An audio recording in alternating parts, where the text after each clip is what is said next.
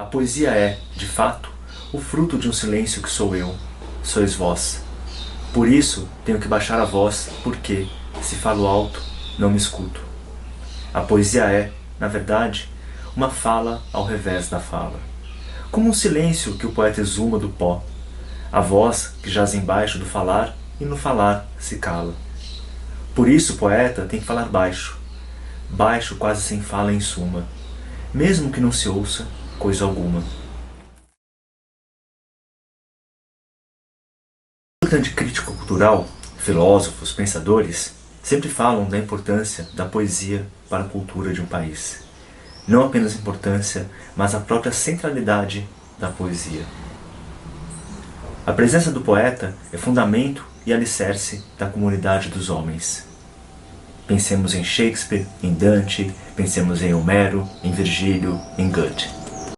O poeta é aquele que busca e revela para nós o fundo insubornável do ser.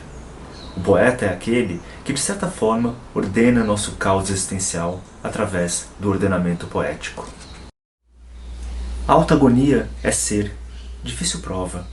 Entre metamorfoses, superar-se e, essência viva em pureza suprema, despir os sortilégios, brumas, mitos. A autagonia é esta raiz, pureza da contingência extrema, a beberar-se nos mares do ser pleno e, arrebatada, fazer-se única em seu lúcido fruto. A autagonia é ser, essencial tarefa humana e sobre-humana graça de renascermos em solidão vera. E em solidão, dor suportada e glória, em nossa contingência suportarmos o peso essencial do amor profundo. E nada mais sintomático hoje em nosso país do que perceber que os poetas e a poesia não fazem parte do nosso feijão com arroz cultural. Nós não falamos de poetas, nós não falamos de poesia. Pior, nós deixamos de nos maravilhar com os versos.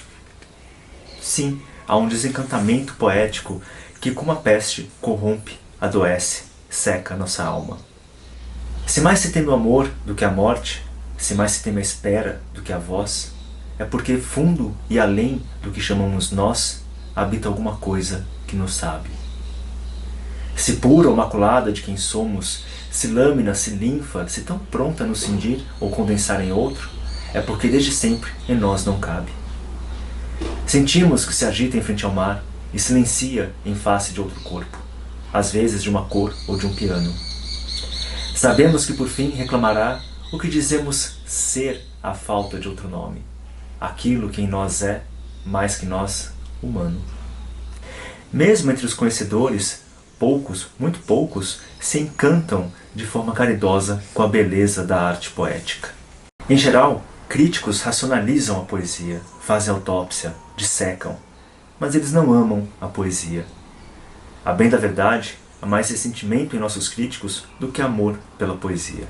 Deus contempla em silêncio as folhas que caem das árvores e as folhas que permanecem nos galhos e vê que elas o fazem como deve ser. Enquanto isso, os anjos se ocupam de outros detalhes menos difíceis do mundo de Deus. Ser um santo é como ser louco. Quem sabe lá o que ele sente quando vê de sua cama imagens de sua infância relumearem nas paredes. Mas tudo se acomoda porque ele reza, reza, reza a oração que o Senhor ensinou. Não reza por si, reza pelos mortos que Deus esqueceu no inferno, no purgatório e no paraíso. Se eu morresse neste momento, mal perceberia.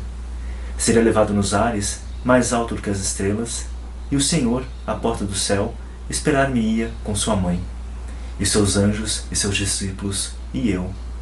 Como fazem, ao nascer todas as crianças, haveria de chorar. A última vez que tivemos um poeta à frente da discussão cultural do país foi com Bruno Tolentino, e lá se vão quase 2 décadas.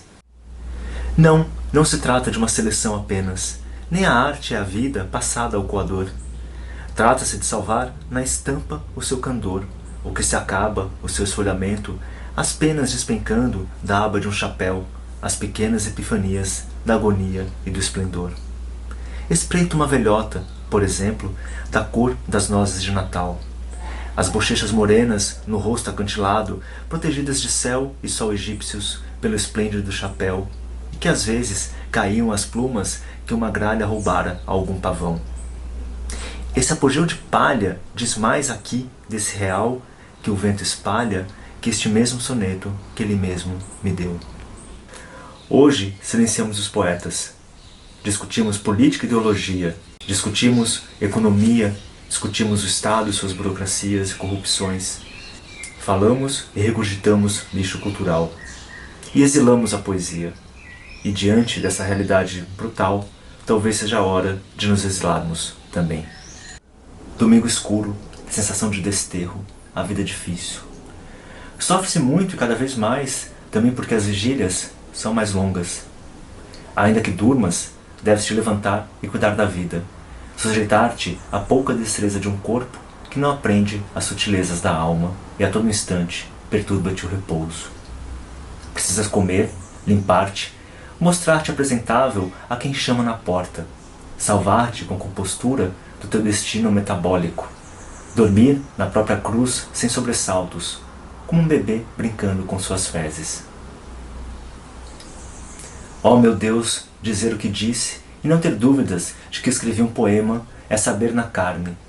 Verdadeiramente, dar-vos graças é meu dever e salvação.